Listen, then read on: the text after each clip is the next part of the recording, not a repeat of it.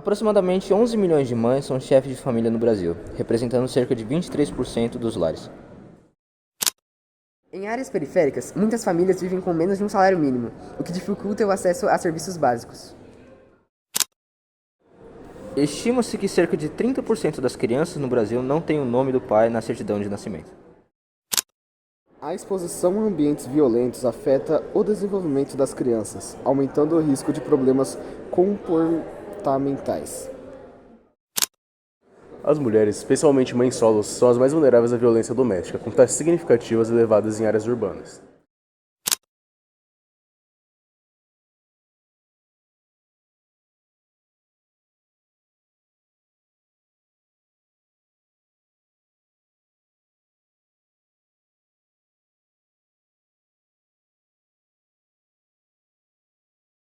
Boa tarde, Mari. Obrigada pelo convite.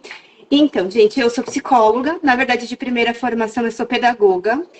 E aí, depois eu me formei em psicologia. Hoje eu trabalho na psicologia clínica.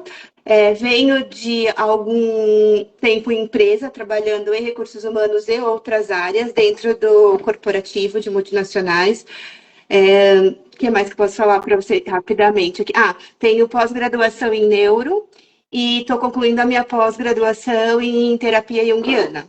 Então, esse é um resumão bem grande do meu currículo. Assim. Muito bom. Ela vai nos ajudar um pouco melhor a entender a concepção do que realmente seria a família tradicional brasileira e se isso realmente existe. Vou começar com uma pergunta bem leve. O que você acha que é essencial para a formação de uma família? Então, a família, na verdade, se a gente falar de família tradicional, a gente tem que falar primeiro, entender o que é tradicional. Então, tradicional é tudo aquilo que vai se passando de tempo em tempo, de pais para filhos, e cultural, vai se tornando uma cultura, e vai acontecendo da mesma forma. Então, a gente entende por família tradicional brasileira pai, mãe e filhos, né? Em algum momento aí, isso no dito popular, em algum momento, talvez ali em 2020, mais ou menos, houve uma tentativa de trazer um estatuto que discriminava, no governo tentou colocar um estatuto em voga que discriminava o que seria a família tradicional brasileira, nesse contexto, onde sempre era considerado a mãe e o pai e um filho, ou só a mãe e o filho, ou só o pai e um filho. Mas se a gente pegar as pesquisas, grandes pesquisas, trabalhos científicos, IBGE e outras coisas, a gente vê que isso não é nem 70% do que é realmente a configuração das famílias brasileiras. Então, assim, o que seria tradicional? A gente tem que colocar isso em pauta para discutir. Então, nesse momento, a gente tem que pensar assim, hoje tem muitas mães solos, tem muitos pais solos, tem aquelas crianças que não têm nem pai nem mãe, são criadas pelo tio, pelos avós, né? Tem aquelas famílias de novas configurações hoje, onde se junta pai e mãe, e vem com filhos de outros casamentos, então junta os filhos de um com os filhos do outro, e tem filhos os dois, então se formam meios irmãos, né, ali de pai, ou só de mãe, e então, assim, a gente precisa pensar em vários cenários que gera esse tradicional aí, que a gente pode falar. Então, como isso é uma coisa cultural, o que a gente tem que pensar? Que se a gente repete isso durante muito tempo, se muda uma tradição. Você concorda? Concordo. Hoje ainda é visto a família tradicional brasileira desse jeito, quando o popular fala, quando o senso comum fala de família tradicional brasileira, é sempre um pai, uma mãe e um filho. Porém, é muito questionável isso hoje em dia. Né? Fora as questões de famílias diversas, então, que tem dois pais ou duas mães. Certo? Sim, certo. Cresceu o número de casas chefiadas por mães solo nos últimos 10 anos. Segundo pesquisa da Fundação Getúlio Vargas, a maior parte delas vive somente com os filhos, sem ninguém para ajudar nas tarefas familiares.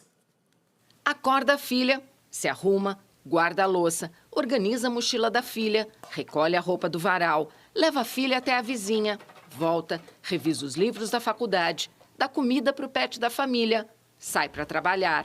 Em menos de 30 minutos, Geslaine faz tudo isso todos os dias. E deixa de fazer várias outras por falta de tempo. Não toma café, não almoça porque usa o horário e o computador da empresa para cursar a faculdade online de assistência social e não cuida de si mesma. Mas do que sente mais falta é de curtir a filha Aira, de 5 anos. Eu me sinto mal por não ter tempo de qualidade com ela. Como eu não consigo concluir uma coisa 100%, que é, vamos supor, deixar a casa sempre arrumada, não tem como, criança, brinquedo. E brincar com ela, aí é isso que mais pesa. Geslaine faz parte da estatística que aponta um aumento de quase 18% no número de mães solo nos últimos 10 anos. O maior crescimento foi entre as mulheres negras, que passaram de cerca de 5,5 milhões para quase 7 milhões. Geralmente, as mulheres negras estão em condições piores, né, no mercado, tanto em termos de ocupação, como também em termos de remuneração.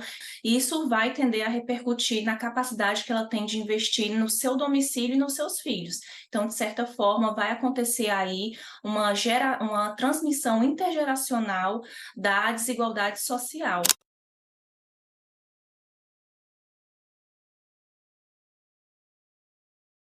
Vamos entrevistar Johnny Giuliani. Você poderia se apresentar um pouco melhor? Meu nome é Johnny, sou professor de História e Filosofia na rede pública de ensino. Ok. Ele vai nos ajudar a entender melhor o panorama histórico de onde se originou esse termo família tradicional brasileira. Eu vou começar perguntando para você, Johnny, com base nos seus estudos, como a estrutura da família tradicional brasileira se desenvolveu ao longo da história. Então, como se originou esse termo e do porquê? Bom, eu não sou propriamente um especialista no tema da família, né? Vou fazer uma explicação genérica do como o termo, não necessariamente nem como o termo surgiu, né? Porque eu precisaria de um pouco mais de tempo, né, para fazer essa elaboração. Mas eu vou explicar um pouco o entendimento que eu tenho sobre o conceito, né, e como ele se apresenta nos dias de hoje, inclusive, tá bom? De modo geral, a gente tem no Brasil, para a formação desse conceito, a gente pode pensar a partir de duas perspectivas, né? Na formação histórica, com a questão do sistema colonial, do colonialismo, né? Então, isso vai influenciar na formação do pensamento brasileiro, de modo geral, né? Então, inclusive, na formação da concepção do que seria uma família tradicional, né? Sim. E também, hoje, a gente percebe de maneira bem clara também a influência do cristianismo, né? Então, nessa concepção, na formulação dessa concepção do tradicional. De modo geral, a gente pode dizer, o Eric Hobsbawm, que é um historiador, ele tem um livro que trata sobre a tradição, e ele chama atenção para o seguinte, né? Toda vez que se busca a tradição, é porque se quer se legitimar, né, algo que está se perdendo ao longo do tempo, né? Ou algum tipo de poder que, para um grupo de pessoas, ele está, digamos assim, em perigo, né, em vias de transformação. Então, essa ideia, né, de família tradicional brasileira, ela surge geralmente em contextos políticos no Brasil, onde se vê alguma possibilidade de transformação, né? Então, quando a gente vê nos anos 60 a ideia de Deus, pátria e família aparecendo, né, porque você tinha ali um anseio de mudança, de transformação num determinado grupo, né?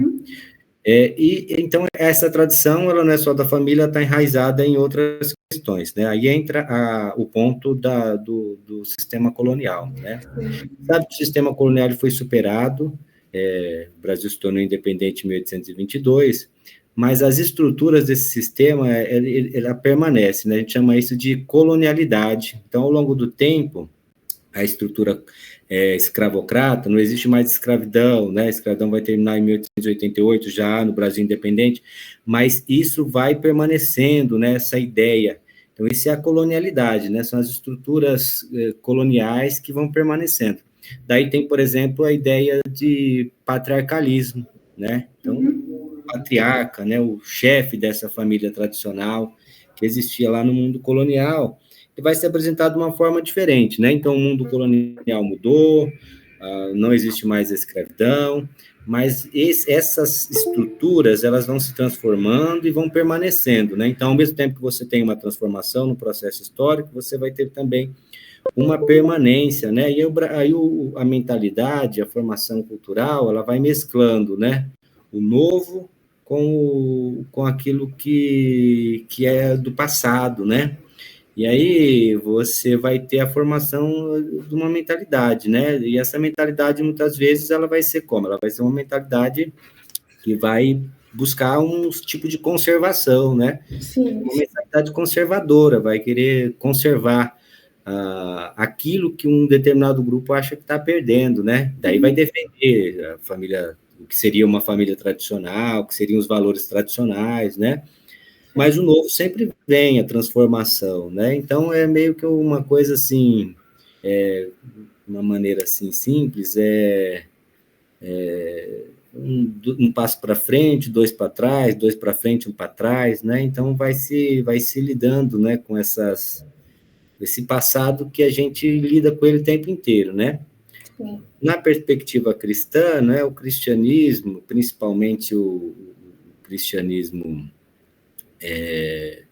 hoje evangélico, pentecostal, ele vai ter também uma perspectiva bem conservadora nesse sentido, né, da ideia do que é família, né, e aí vai questionar esses novos modelos de família que vão surgindo, né, ao longo do tempo. Então, a gente tem, recente as coisas, né, por exemplo, a possibilidade da união homoafetiva é algo recente, né, um avanço nos direitos civis. Toda vez que tem uma possibilidade de mudança, de transformação, tem um grupo que se sente, opa, peraí, a gente precisa barrar essa transformação. Como que a gente barra a transformação, né? Então, chama atenção para essa tradição, né, dizendo que o novo vai destruir com tudo, que vai acabar, né?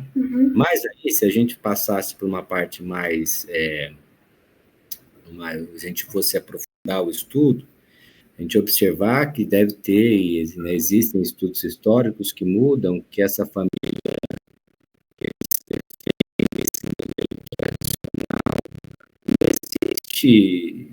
existe dessa forma, né, até, ou nunca existiu, ou já passou por transformações já no século XIX, né, já se via modelos diferentes, né, mas agora, nas últimas décadas, a gente vê transformações mais significativas, eu acho, com a questão da possibilidade da união afetiva, né? Porque você tem a possibilidade dessa defesa dentro do direito, né?